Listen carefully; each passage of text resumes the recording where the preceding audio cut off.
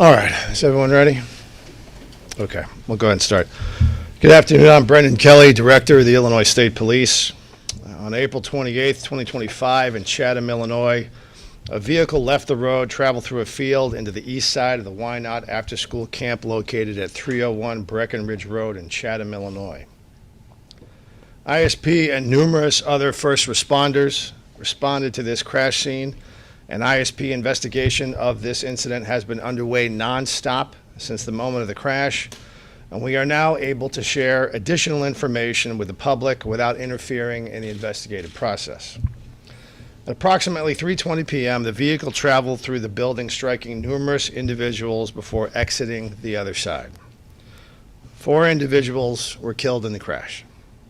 7-year-old Alma Buhner-Kempe, 7-year-old Catherine Corley, 8-year-old Ainsley Johnson, and 18-year-old Riley Britton.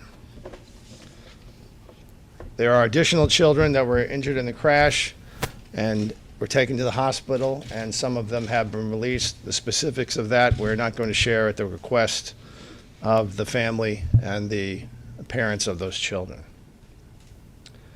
The driver and sole occupant of the vehicle, a 44-year-old female, Marianne Akers of Chatham, that information has previously been provided to the public, was transported to an area hospital for evaluation where she provided blood and urine samples and was released. In addition to the ISP Division of Patrol quickly responding to the crash scene to help victims, to support first responders providing medical care, and to set up a perimeter to make sure the scene was secure, ISP has dedicated all our available resources needed to investigate this crash. ISP Crime Scene Services and Traffic Crash Reconstruction officers have been collecting evidence, reconstructing the crash scene using photography, drone video, diagramming, and analyzing information obtained from the vehicle's computer. The overall scene was examined and photographed by an unmanned aerial surveillance system and was utilized to capture aerial images, including photography of the vehicle's pre- and post-impact path of travel, which measured over 1,300 feet in length. An event data recorder was obtained and data collected from the operating systems of the vehicle prior to the crash, and that data will, of course, be analyzed and compared to the physical evidence located at the scene. This is standard professional investigation of this type of incident by the Illinois State Police. Numerous ISP special agents have been conducting a tireless and thorough investigation that includes interviewing dozens upon dozens of individuals, reviewing calls, video, reports from other agencies, of course, medical records and tests, and countless other evidentiary leads. The Illinois State Police Division of Forensic Services analyzed the blood and urine samples that were provided by the driver. At this time, we can report initial preliminary toxicology test results were negative for alcohol and negative for controlled substances. The analysis is a comprehensive panel that tested negative for all forms of alcohol, including negative for acetone, negative for ethanol, negative for isopropanol, and negative for methanol, as well as negative for controlled substances, including negative for benzodiazepine, negative for amphetamines, negative for cocaine, negative for opiates, negative for cannabinoids, and negative for phencyclidine. Some evidence has been developed indicating the possibility of a medical emergency leading up to the crash. However, the investigation of this information and other evidence has not yet concluded and will continue until all leads and research has been exhausted. Throughout this state police investigation, we have been in close contact with the victims or victims' families, and we have continued to work very closely and professionally with the Sangamon County State's Attorney, John Milhiser, and his outstanding team. The investigation is ongoing, and no charges have been filed. The entirety of our investigation, all evidence, and all ascertainable facts will be submitted to that office for review at the conclusion of our investigation for a determination of what charges, if any, are appropriate under the law. As always, ISP is not alone when confronting these challenges. ISP responded, of course, but with Chatham, Springfield, Pawnee, Sherman, Auburn, Rochester, and Springfield Park District Police Departments, Chatham and Springfield Fire Departments, the Sangamon County Sheriff's Office, the Sangamon County Corridor, America and Medics First Ambulance Services, Arch, Air, and Saints Flight, the Red Cross, and other first responders. And I want to thank each and every one of them, many of whom are standing here with us here today. From the Illinois State Police, I want to thank, in particular, the Illinois State Police Division of Patrol Troop 6, Commander Josh Adcock, Lieutenant Craig Poole, and Acting Lieutenant Andrew Kaczynski, and their team for their swift and sure response that day. Also from the Division of Forensic Services, Trooper Jake Miller of the Traffic Crash Reconstruction Unit, and Crime Scene Investigator Emily Malding of Crime Scene Services, as well as the rest of their team for their incredible technical expertise and their forensic skills that they've displayed during the course of this investigation. In particular, I want to thank the Division of Criminal Investigation Zone 4, Captain Don Payton, Acting Lieutenant Eric Weston, and all the personnel from Zone 4 for their tireless and relentless pursuit of the evidence and facts, and their attention and care and concern for the victims and their families. We know their work is not yet done, but we acknowledge those incredible efforts nonetheless. Every day from one end of the state to the other, the men and women of the ISP respond to crashes. Every day from one end of the state to the other, they investigate cases involving the loss of life.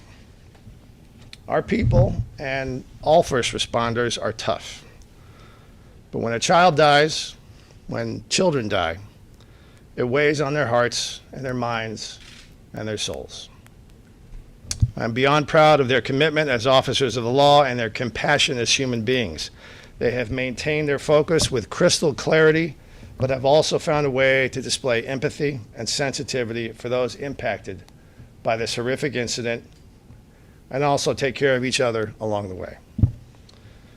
We offer our sincere and heartfelt condolences to the family, friends, and Chatham community during this difficult time. And now please join me for a brief moment of silence on behalf of the victims and for survivors and those who have been lost and those who love them.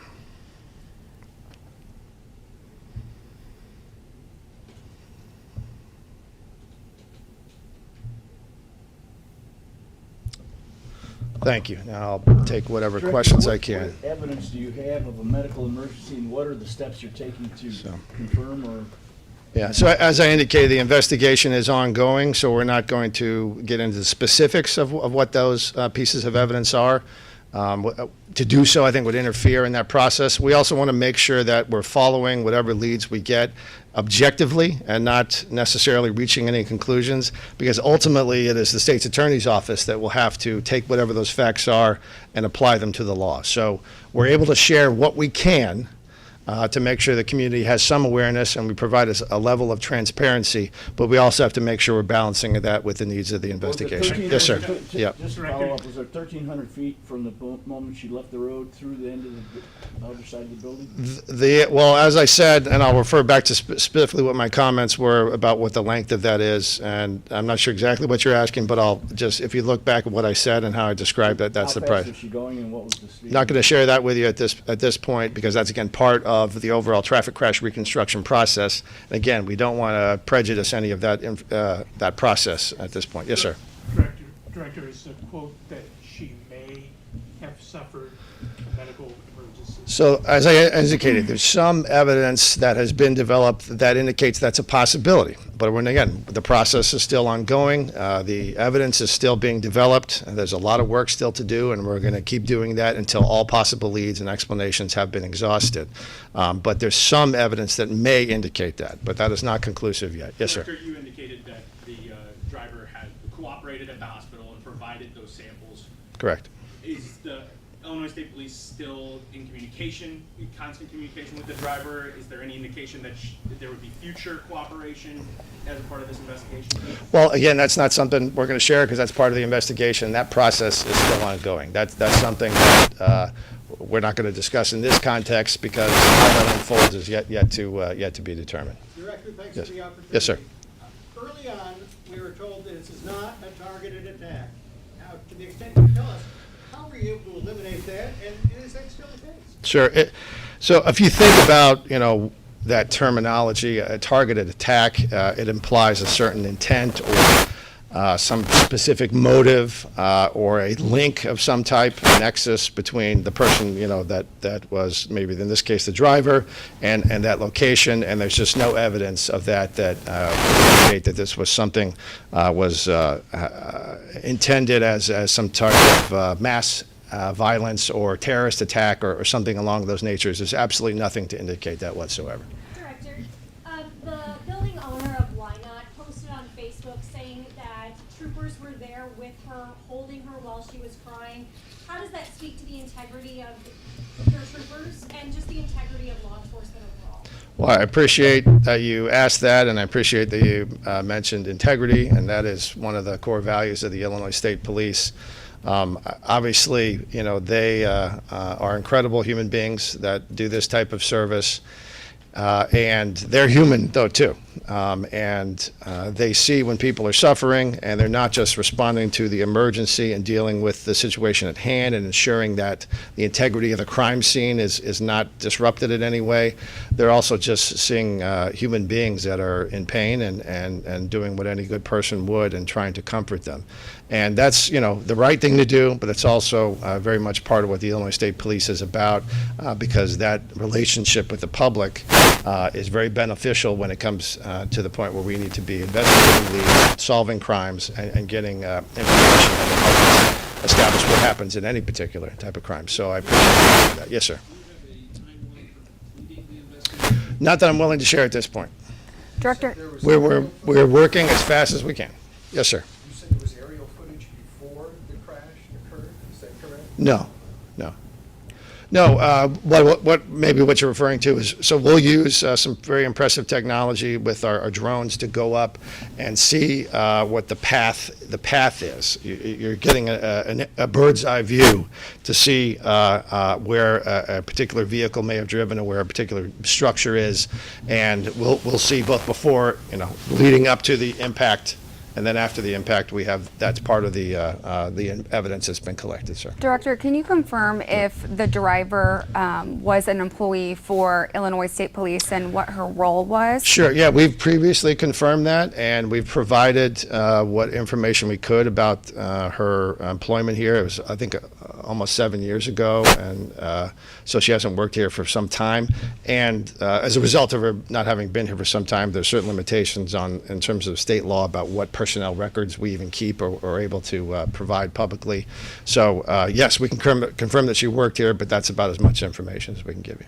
Director, I know the driver is not in custody in any way, but is there any sort of restriction in place or requirement that she stay within the county or the city? Or She is not in custody, and just like any other person. What type of data Yes, sir. analytics can that black box in the vehicle tell you? What can you glean from that?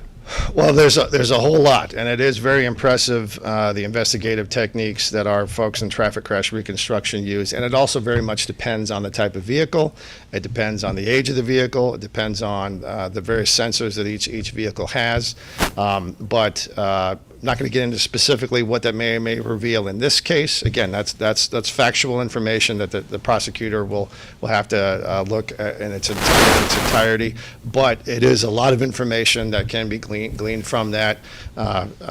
Speed, the way the car was moving, the way different parts of the engine may have been operating at a certain time, and then all that will be taken into context of the additional evidence that was gathered at the scene and combined with the physical evidence. So it is a lot, but it doesn't necessarily mean it's going to tell you everything. It's not a magic tool that will solve every crime, but it is circumstantial evidence that, along with other things, can be considered. What was the response time, and do you know who first reached her? Was it ISB officers and was she conscious, the driver? It was immediate by many of the people you see standing here, immediate response, and I'm not going to comment specifically about what her condition was or affect was or who specifically spoke to her. Again, those are witnesses. Those are things that are specific points of fact that a prosecutor will have to decide what that means in terms of the implications of the law. But again, what I indicated to you remains true, that some evidence has been developed that indicates that some type of medical emergency may have occurred. It may, but that's not the end of the discussion. How many witness statements have you collected? Dozens upon dozens. There were a lot of people in the area, perhaps more people could have been injured? I mean, Well, the- obviously, this was, goes without saying, this was more than one person being injured is a terrible thing. And there were a lot of people there, and there's a tremendous loss of life. I don't know how to define a lot, but it was, a congregation of people that were there as part of this daycare. And so it's just horrible. I don't know how else to describe it. Yes, sir. Director, to follow up on that, do you know approximately how many people were? Off the top of my head, I don't, but we can get that information for you, give you a sense of how many people may have been there. Yes. Can you explain why her name was released, given the sensitive nature of what happened and the possibility of retaliation against her? Sure. So that name was already out there in open sources. So confirming it was not providing any information other than what was already had been made available. So. Judge, is it unusual for someone not to be charged in a situation like this, or can you describe a bit more about that conclusion? I don't know what unusual means, but this is every case, every tragedy, every investigation has different nuances. But what's important about what the Illinois State Police do is that we follow the facts no matter where they take us. Do not reach any conclusion before we've done a proper investigation. There's obviously high emotion in something like this. And we have people that are impacted by this. We're part of this community. But the Illinois State Police, our view and of what integrity is to relentlessly pursue those facts no matter where they take us. So that's the way we're handling this case, as we do all cases. And what those conclusions are is yet to be determined. Yes, sir. There was a picture that circulated in the aftermath of the crash that showed the back of a woman in handcuffs. Can you confirm if that was real or if that, I can't because I haven't seen the picture. Okay. Yeah. Anything else? You mentioned just, how difficult it was for the responding officers, just how it weighs on their hearts, their minds, and their souls. Is there going to be, any other support for those responding officers? Obviously, that was a very traumatic thing to respond to. Absolutely, and thank you for asking that, Megan. As a matter of course, and as a matter of the way we do things, we do incident debriefings, particularly for an event like this. As I said, we're concerned about the people that have been impacted, victims, their families, survivors, witnesses, preserving the evidence. But even as tough as our people are, they are impacted by what they're seeing in a tragedy like this. And so what makes them strong is this. That's the strongest tool that they have. It's not their badge. It's not their gun. It's not the other tools that they have. Their most important tool is this. And so we want to make sure that is taken care of and maintained. These guys do a great job of lifting each other up and getting themselves through these difficult things. But we have systems in place, we have services in place, and we have a pretty deliberate process to make sure that we're debriefing and people are looking after each other. We can always do better. Undoubtedly, we can always do better. But one way you can help us to do better is to, if you see a police officer, thank them just for the stuff that they have to do every day, because it's not every day they're dealing with things like this that are so clearly and specifically an awful circumstance, but it's little things that they deal with on a daily basis that can also add up in terms of that stress. So, all right, thank you all very much. Thank you. Thank you.